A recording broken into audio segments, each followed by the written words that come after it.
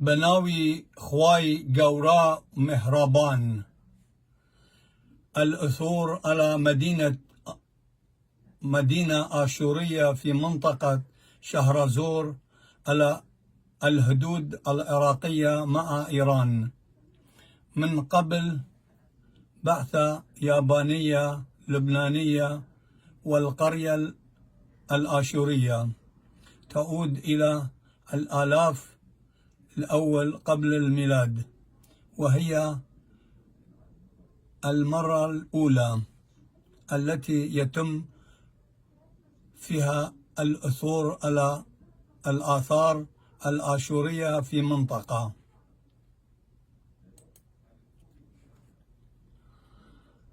آها مذينايوثا تشئيتنيتا الدانا آشوراي بشلا متشختا جو دشتا شهرزور أخدانا صورا كريوالي أتصب خمشة تريل بوتشاسر.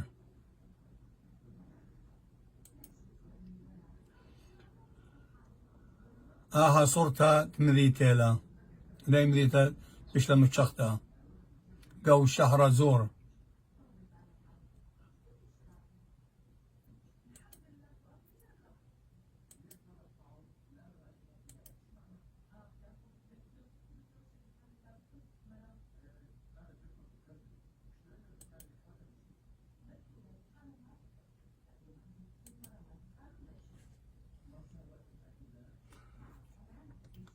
هاويتون باسيم رابا خزيانة تأنى ملوعة.